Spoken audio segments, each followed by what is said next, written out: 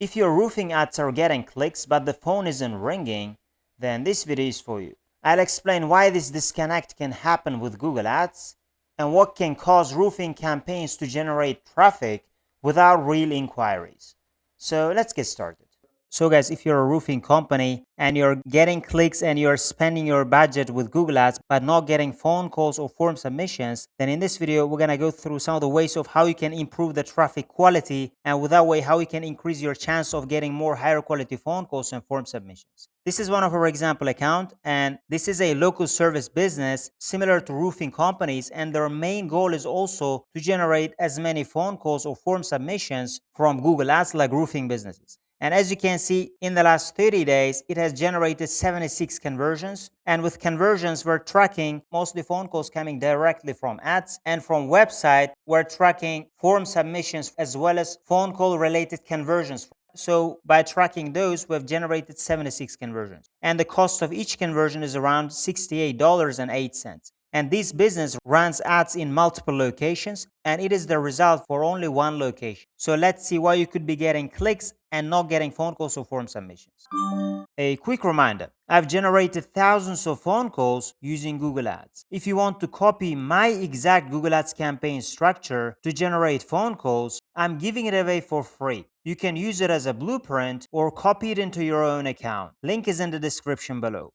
So the first thing I would suggest you is to analyze the traffic quality. Because before making any changes, you need to make sure that the traffic quality you are getting should be higher quality traffic. Otherwise, if it's low quality traffic, then you should work on the traffic quality. So for that, the first place I would suggest is you can go to the campaigns and the insights and reports. You can go to the search terms report.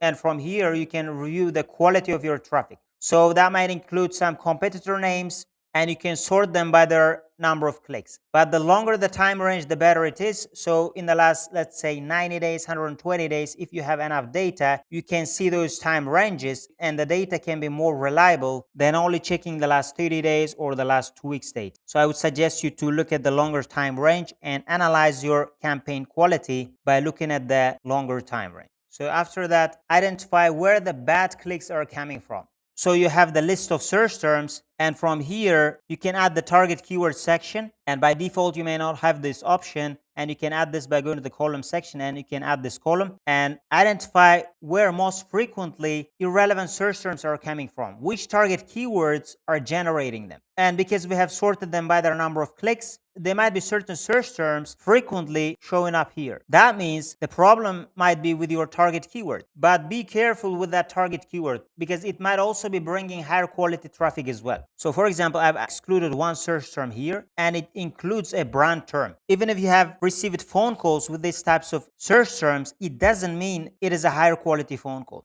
So they may ask a different company name, and after finding out you are a different company, they may just hang up. So make sure that you analyze and find the type of target keyword that are generating you most of the irrelevant search terms, and those target keywords should be unprofitable. So you can analyze those keywords on a keyword by keyword basis, or you can sort them by their number of clicks again and find which irrelevant search terms are generated by which target keywords. And after finding certain target keywords, which could be attracting lots of irrelevant search terms, that could be because of their match types. That could be because you are targeting broader type of keywords. So the meaning might be broader and not specific. So for that, to make your analysis, search terms report can be one of the best ways to identify the quality of your traffic, whether you are getting high quality traffic or medium quality or very low quality traffic. And another way would be if you are using CRM and you are sending UTM data to your CRM, that can also help you which target keyword is generating which kind of phone calls, which kind of form submission. You can know more about the quality of your phone calls or form submissions, and you can make better decisions with that way as well.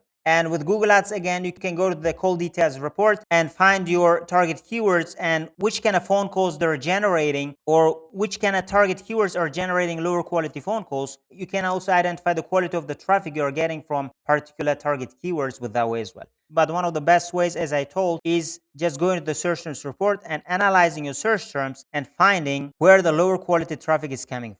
So let's say you have analyzed it where the lower quality traffic is coming from. by going through the search terms report. Maybe you can find some patterns, and after that, your job is to pause or limit those kind of keywords that are unprofitable. So from here, we have analyzed the keywords. You can add negative keywords from here, but in the future, negative keywords might come up again and again because the target keywords can still generate those kind of negative keywords if they have generated them in the past. So the better way would be by going to the keyword section and find the keywords which are unprofitable, as I told, so they can pause them or limit their activity. So let's say you're using manual CPC. You can limit their traffic. But if you're using smart bidding strategies, you can pause them if they're unprofitable. So that's another way of eliminating the source of lower quality traffic you're getting. So let's say after limiting the search volume of those lower quality target keywords or pausing them, you need to add more target keywords which have converted in the past, or you need to add more new target keywords with buyer intent so you can increase your chance of converting them. So let's see that example.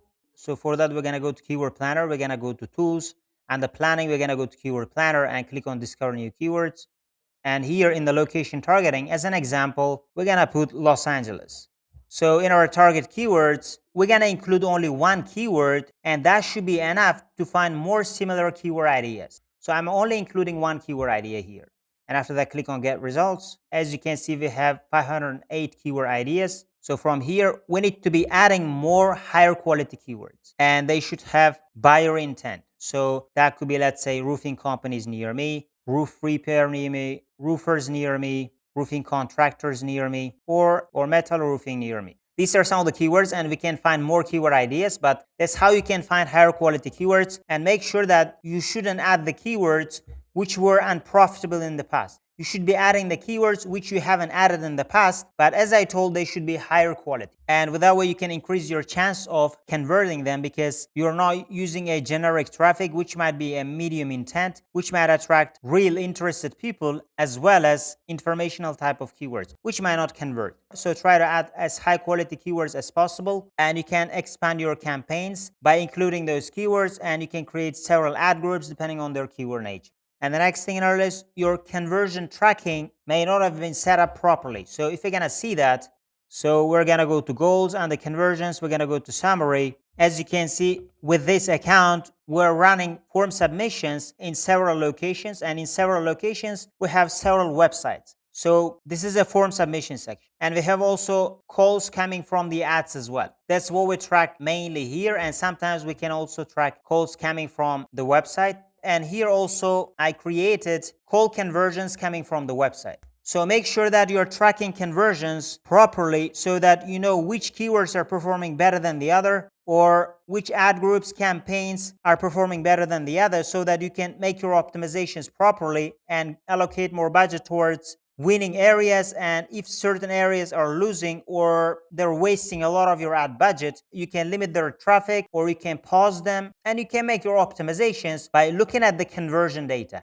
But if your conversions are not working properly, your results might be random. So let's say you might actually be getting phone calls, let's say certain times of the day, but certain times of the day you might not be getting phone calls. And you may not know that by looking at the Google Ads dashboard, and you cannot make your optimization. So tracking conversions from day one is another important step.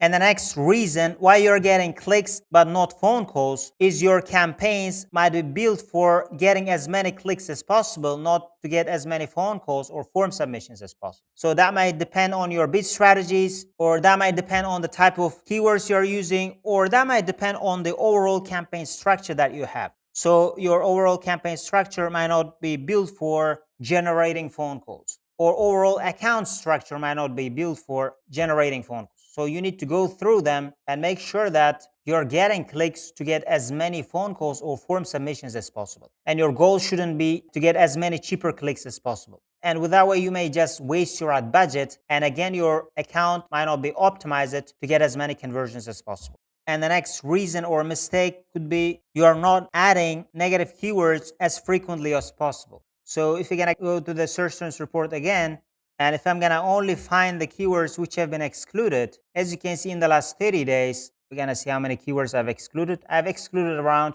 286 keywords. And this is only for one location, by the way, because there might be certain keywords which might not be relevant or waste your ad budget But even if they may look like they're generating conversions like phone calls or form submissions, actually their quality might not be that good. For example, they might be looking for a different company, but they might still call your business. And you might record it as a conversion, but overall, the quality might be poor. So you can add those kind of clicks as negative keywords so that in the future, if you receive those kind of exact same type of traffic, you can block those search terms and may not get clicks in the future. So adding negative keywords aggressively and doing that frequently is also another important step and can help you optimize your campaigns and to get more cleaner and cleaner search terms report. Otherwise, Google Ads might bring you a lot of low quality clicks and impressions if you don't control this area. And the next mistake that you could be making is your campaign structure might be too broad or generic. Let's say, as I've told in the previous sections, you might have one or two campaigns, let's say, and you might have one or two ad groups which are very broad and you have the target keywords, but overall that structure may not be really targeted to generate phone calls or form submission. And if you have this kind of structure, let's say one campaign structure has 50 plus or 100 plus keywords which are mixed and different types of keywords are included, I would say that type of campaign or ad group is generic. And you need to work on your campaign structure from scratch again, because certain keywords might be eating the budget too fast and might not giving enough chance for other keywords. That's just one example. And you might have problems as an ad group level or as a campaign level or as an account level. So you need to make sure that you're creating campaigns to generate as many leads as possible, and building generic campaigns might waste more budget than it can bring relevant phone calls or form submissions. And the next thing is your landing page could be the problem. So you might have a landing page that is not mobile optimized, and it's one of the most important things to increase your conversion rate, because you might be getting a really relevant traffic, but your landing page might be generic. And with that way, you may not be able to convert some of your traffic and you might lose some of your ad budget because your landing page is too generic. And that's why I also pay attention to the landing page quality as well. And with my own clients, I have my own template of landing pages. And if you are getting high quality traffic and you have high quality landing page, that can improve your chance of increasing your conversion rate. And if you have, let's say, generic landing page, even if you have really high quality traffic, you might waste some of your ad budget because of the generic landing page. So again, guys, if you want to copy the type of Google Ads campaign structure that I have, you can click the link in the description below. Or if you guys want my help to generate phone calls or form submissions to your roofing business, you can also apply to work with me and we can see if we can work together. Otherwise, thank you guys for watching this video and see you guys in my other videos.